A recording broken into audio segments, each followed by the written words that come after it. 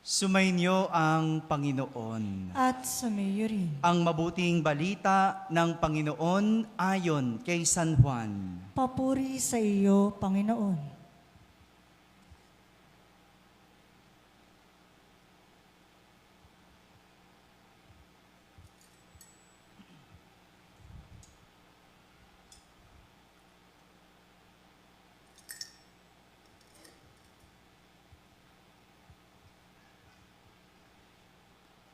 Bisperas na ng Pasko, alam ni Jesus na dumating na ang panahon ng kanyang paglisan sa sanlibutang ito upang bumalik sa Ama.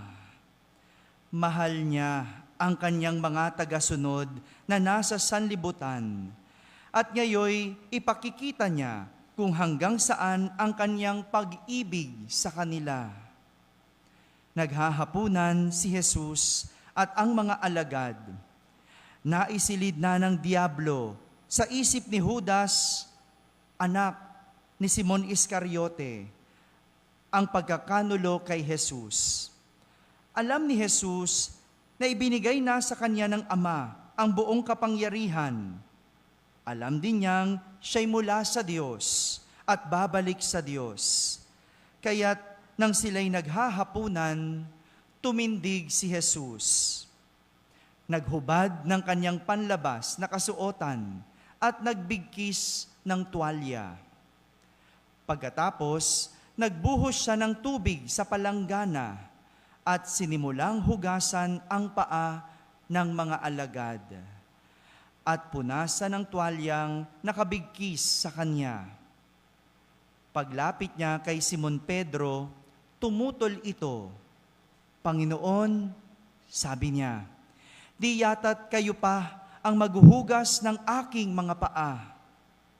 Sumagot si Jesus, hindi mo nauunawaan ngayon ang ginagawa ko, ngunit mauunawaan mo rin pagkatapos.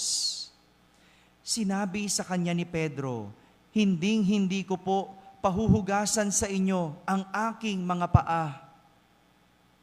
Kung hindi kita huhugasan, wala kang kaugnayan sa akin, tugon ni Jesus. Kaya't sinabi ni Pedro, Panginoon, hindi lamang po ang mga paa ko, kundi pati ang aking kamay at ulo. Ani Jesus, maliban sa kanyang mga paa, hindi na kailangang hugasan pa ang mga naligo na, sapagkat malinis na ang kanyang buong katawan. At malinis na kayo, ngunit hindi lahat. Sapagkat alam ni Jesus kung sino ang magkakanulo sa kanya, kaya sinabi niyang malinis na sila, ngunit hindi lahat. Nang mahugasan na ni Jesus ang kanilang mga paa, siya'y nagsuot ng damit at nagbalik sa hapag. Nauunawaan ba ninyo kung ano ang ginawa ko sa inyo? Tanong niya sa kanila. Tinatawag ninyo akong guro at Panginoon, at tama kayo, sapagkat ako nga, kung akong Panginoon ninyo at guro, ang naghugas ng inyong mga paa, dapat din kayong maghugasan ng paa. Binigyan ko kayo ng halimbawa at ito'y dapat ninyong tularan. Mga kapatid, ang mabuting balita ng Panginoon. Pinupuri ka namin, Panginoong Hesukristo. Magsiyo po ang lahat at makinig sa homilya. Isang magandang hapon po sa inyong lahat. Pakibating katabi ng magandang hapon. Magandang hapon din sa mga nasa barangay na nakakapakinig ng ating banal na misa. Sa lahat ng mga nasa tahanan na nagsisimba, lalo na ang mga may sakit at mga matatanda. Sa lahat ng nasa abroad, sang magandang araw po sa inyong lahat. Kasama kayo sa aming banal na pagdiriwang dito sa ating parokya. Huwebes Santo. Sabihin nyo nga po. Ang bilis ano po? no? Nagbilang tayo ng 40 araw sa pagtungtong ng mga mahal na araw. Simula ng Miyerkules ng Abo. At ngayon, Huwebes Santo na. At ang araw na ito, ang Huwebes Santo, ay kilala sa Ingles bilang Maundy Thursday. Sabihin nyo nga po, Maundy Thursday. Ang sosyal, ano? Alam nyo ba ibig sabihin ng Maundy? Ayun lang, no? Di ba, na tunog sosyal naman, di ba? No? Maundy Thursday, no? Alam niyo po, ang salitang Maundy ay galing sa salitang Latin na mandatum. Sino po nakakaalam sa inyo ang ibig sabihin ng mandatum? Mandatum, ibig sabihin sa Ingles, command. O sa Tagalog, utos. Mandatum. Sabihin nyo nga po. Dahil sa gabing ito, sa huling hapunan ni Jesus, siya ay nag-iwan ng mandatum. Siya ay nag-iwan ng utos. 3 mandatum ang iniwan ni Jesus. At magandang malaman natin ito. 3. Una, ang sabi ni Jesus, maghugasan ng paa. Sabihin nyo nga po yun. Mamaya, pagkatapos ng aking humilya, huhugasan ko ang mga paa ng 12 apostol na naririto. Sila po ay kumakatawan sa mga lingkod ng ating simbahan. Bilang bagong kura paroko, magandang simulan ko po ito sa ating mga lingkod, sa mga nagbigay ng kanilang sarili sa ating simbahan, sa mga patuloy na nagsasakripisyo para sa ating simbahan. Alam nyo, matapos hugasan ni Jesus ang paa ng kanyang mga alagad, ang sabi niya, hugasan ninyo ang paa ng isa't isa. Ayon sa mga tao, ang pinakahangal na gagawin ng isang tao ay ang maglingkod, ang mas nakatataas sa isang mas nakakababa. Hangal dahil ang pagyuko ng isang nakatataas sa nakakababa ay nakakababa ng dangal. Kaya nga, di ba, ang kasabihan, dapat taas noo. Hindi kayo muyuko. Kahangalan yun kung ikaw ay mataas at yuyuko ka sa isang mababa. Kaya nga, hindi natin masisi si Pedro na ayaw magpahugas ng paa kay Jesus. Dahil alam niya, si Jesus ay nakakataas sa kanya. Alam niyang si Jesus ay Panginoon at hindi dapat ang Panginoon ang maghuhugas ng paa sa kanyang alagad. Pero hindi ganyan ang lengguwahe ng paglilingkod. Hindi yan ang lengguwahe ng paglilingkod. Dahil sa paglilingkod, walang estado ang tinitignan. Walang mataas, walang mababa.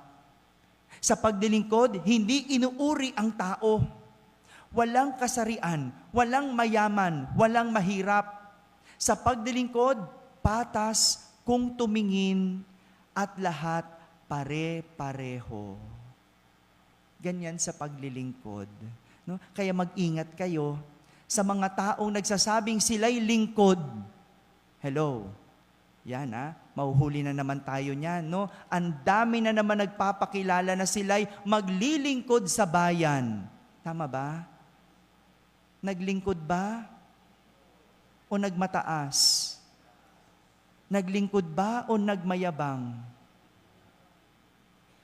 Ginawa ni Jesus ang paghuhugas ng paa bilang isang kasunduan ng magkaibigan. Sa Ingles, covenant relationship. Kasunduan ng isang magkaibigan. Kaya nga ang sabi ni Jesus kay Pedro, nung ayaw niyang pahugas ng paa, kung hindi kita huhugasan, wala kang kaugnayan sa akin. Kaya hinugasan ni Jesus ang paa ng kanyang mga alagad, tanda ng kanilang pakikipagkaibigan. Kaya mamaya, pag hinugasan ko po ang inyong mga paa, kayong mga alagad,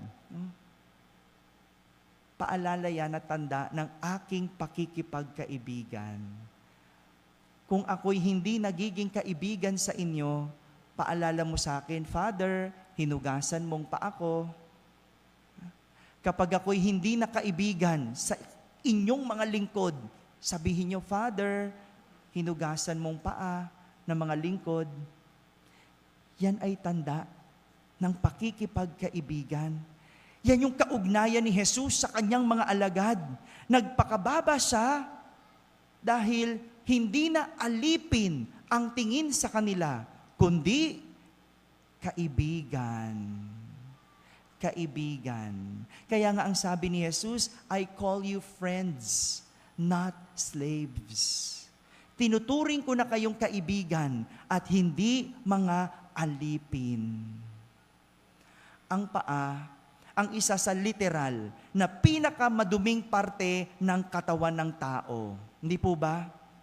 Marami tong literal na pinagdaanang marumi at pinanggalingang madumi. No? Kanina lang, nasa labas kami. No? Habang nag-iintay tayo magsimula ang misa, sabi ko, no, kaka-flashing lang kagabi. Ang bilis dumumi ng lugar natin, di ba? No? Kasi ganun kadumi. Ganun kadumi ang mundo na nilalakaran natin. Sa paghalik sa paa, para bang sinasabi ni Jesus, tanggap kita.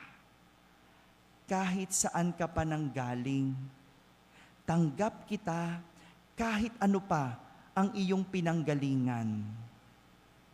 Itong dahilan kung bakit kasama si Judas sa hinugasan ng mga paa ni Jesus. Sa 12, sino si Judas? Huwag ka mag-alala, kasama ka. Kabilang ka. Kasama no? Kaya mapapailing tayo kay Jesus. Niloko na, sinama pa. Trinaydor na, hinalikan pa ang paa. Ito ang ginawa ni Jesus. Kaya nga, ang kanyang mandato, sapagkat kung akong Panginoon ay inyong guro, naghugas ng inyong mga paa, nagbigay ko ako ng halimbawa at ito'y dapat ninyong tularan. Kung si Jesus naghugas ng paa ng mga alagad, dapat itong tularan. Father, mahuhugasan ko ba ang paa ng lahat? Hindi. Pero ang paghuhugas ng paa ay simbolo ng paglilingkod, kasunduan ng pakikipagkaibigan. Mas mahirap pa ang makipagkasundo sa kaibigan kaysa maghugas ng paa. Kasi maraming magkakaibigan ngayon, nagkakasiraan. Diba? Maraming magkaibigan ngayon, nagkakatrayduran. Diba? Maraming magkaibigan ngayon, walang tiwala sa isa't isa. Mas mahirap yan.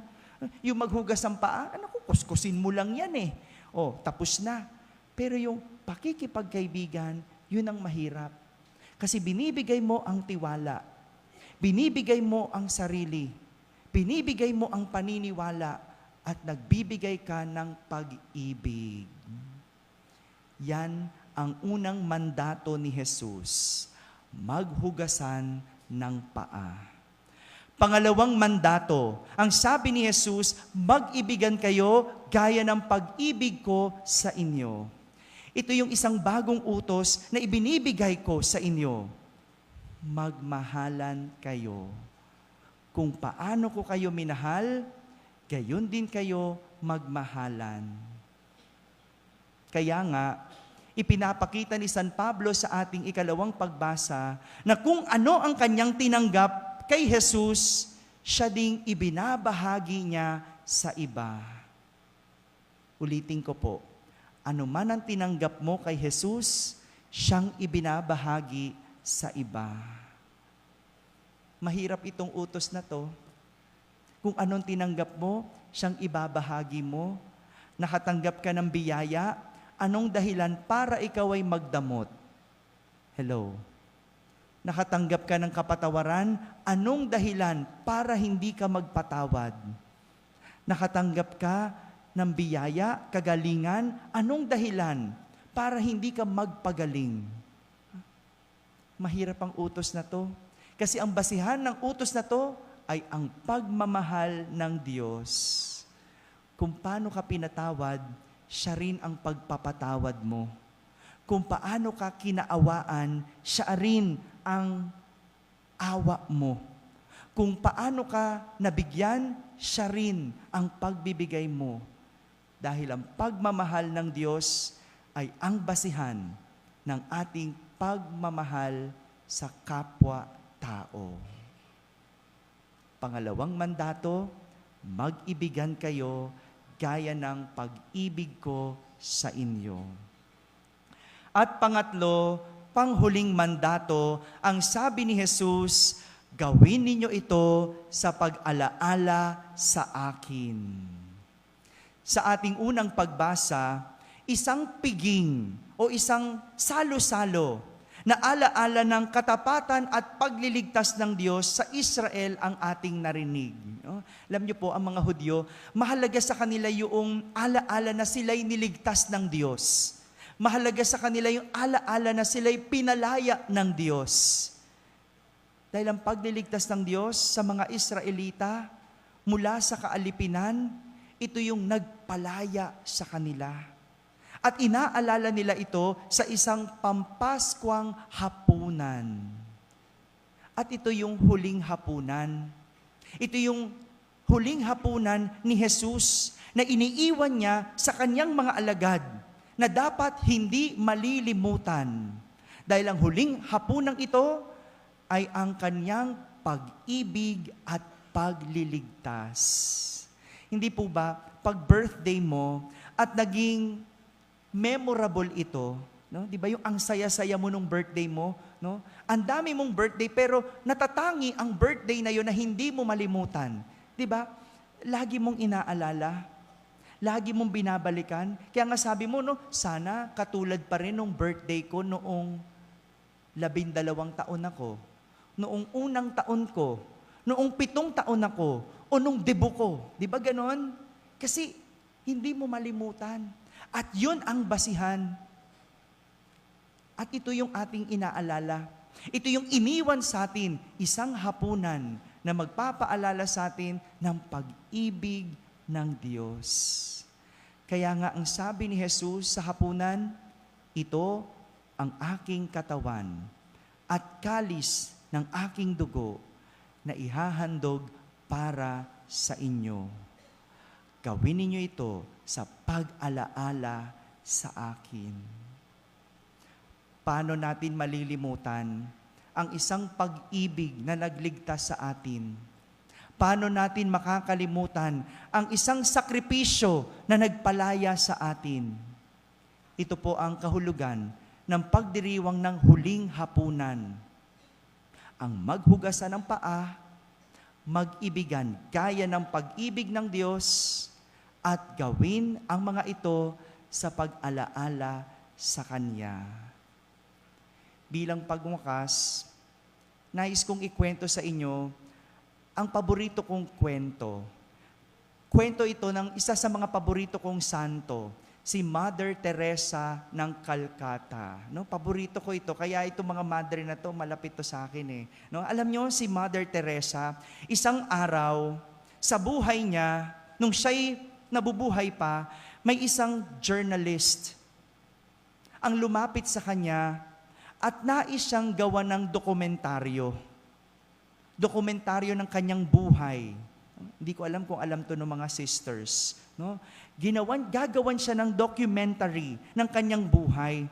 Kaya't hiniling ng journalist na sumama at sumunod kay Mother Teresa. Titingnan niya yung kanyang buhay. Di ba ganun yon? Yung mga vlogger ngayon, a day in a life. No? Yung titingnan yung buhay. Ano bang ginagawa ni Mother Teresa sa kanyang pang-araw-araw na buhay? Alam nyo, ang sabi ni Mother Teresa, kung gusto mong makita ang aking buhay, huwag ka munang kumuha ng litrato. Huwag ka munang magtanong. Magmasid ka lang at sumunod. Tignan mo ang buhay ko. Ganun nga ang ginawa ng journalist. Sumunod siya at pinanood si Mother Teresa sa lahat ng kanyang ginagawa. Isang araw, pinanood niya si Mother Teresa na hinuhugasan niya ang mga paa ng isang pulubi na puno ng sugat. Yung sugat, nagnanaknak, dumudugo at nilalangaw. May uod. Hindi nakayanan ng journalist ang kanyang nakita, kaya siya'y nasuka. Sumuka sa sulok. Nang magbalik sila sa kumbento para interviewin si Mother Teresa, ang sabi ng journalist, pasensya na po, hindi ko nakayanan na hindi masuka sa nakita ko. Hindi ko gagawin yan kahit bigyan mo ako ng 1,000 dolyar. Ang sabi ng banal na santo, sabi niya, hindi ko din gagawin iyon sa ngalan ng pera. Kahit bigyan mo ako ng 1,000,000, hindi ko gagawin iyon. Pero gagawin ko pa din iyon sa ngalan ng pagmamahal. Gagawin ko iyon sa ngalan ng pagmamahal. Mga kapatid, ito ang kabuuan ng mandato ni Jesus. Ang hirap gawin, ang hirap sundin, ngunit sa ngalan ng pagmamahal, sigurado kaya mo rin itong gawin. Ang hirap maglingkod, kaya nagpapasalamat ako yung mga araw-araw na kasama ko dito, na nagmimisa, gigising ng maaga, maghahanda, maglelektor, mangongolekta, tutugtog, kakanta, mag-online. Saludo ako. Kasi hindi mo gagawin yon kung walang pag-ibig. Saludo ako sa mga magulang, sa mga nanay na patuloy na naglilingkod sa anak. No, naalala ko yung nanay ko.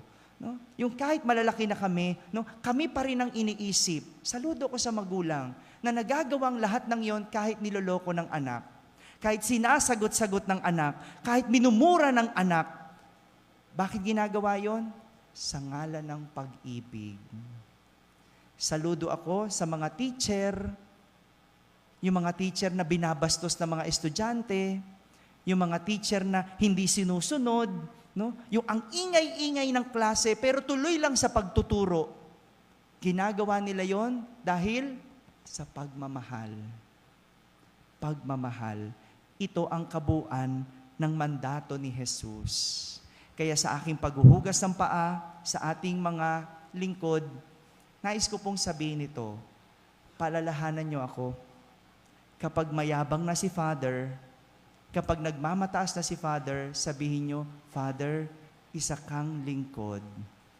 Hinugasan mo ang paa ko. Pero ito naman, kapag hindi ka na naglilingkod, hello. Kapag hindi ka na nagsiserve, hello. Kapag uma-absent ka na sa paglilingkod mo, sasabihin ko sa iyo, isa kang lingkod. Hinugasan kita ng paa. Bawian lang yan, macho.